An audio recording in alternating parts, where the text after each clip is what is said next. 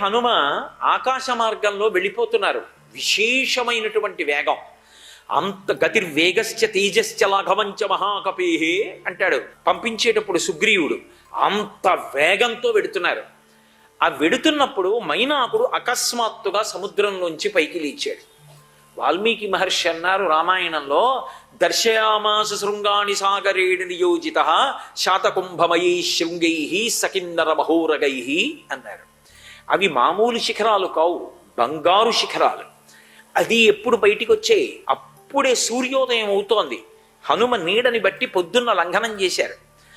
ఆయన ఉదయం వేళ లంఘనం చేస్తుంటే ఈ బంగారు శిఖరాలు సముద్రంలోంచి పైకి తేలి అవతల బాలసూర్యుడి కిరణాలు ఈ బంగారు శిఖరాల మీద పడుతున్నాయి. ఎంత పచ్చటి కాంతి పైకి చిమ్ముతుంది. అంత గొప్పవాడు కదా. ఏ మామూలు ఐశ్వర్యం కాదు. మైనాకుడంటే పర్వతమే బంగారు శిఖరాలతో ఉంటుంది. అంత గొప్పవాడు పైకొచ్చాడు. వచ్చి ఏమడిగాడు? నాయనా హనుమా, నీకు నేను ఉపకారం చెయ్యాలనుకుంటున్నాను.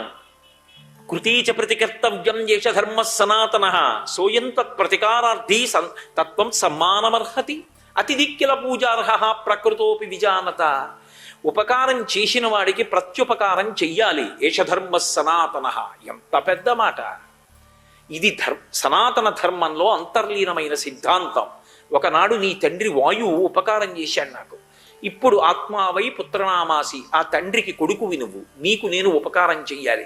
రామకార్యం మీద నిరాధారమైన ఆకాశంలో వెడుతున్నావు. నీలాంటి అతిథి నాకెక్కడ దొరుకుతాడు? సామాన్యుడు అతిథిగా వస్తేనే ఈశ్వర స్వరూపం. అతిథి కిల పూజార్హ ప్రకృతోపి విజానత. నీలాంటి పూజనీయుడు అతిథిగా లభిస్తాడా? నిపత్యమమ శృంగేషు విశ్రమస్వ యథాసుఖం. ఏది? కాసేపు నా పర్వత శిఖరముల మీద దిగు. ఇది ఆయన ఉద్దేశ్యం.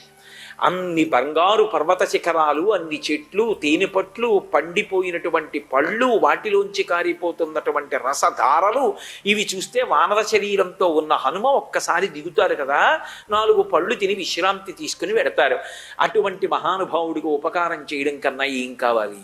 రామదూత హనుమాన్, శ్రీరామదూత హనుమాన్.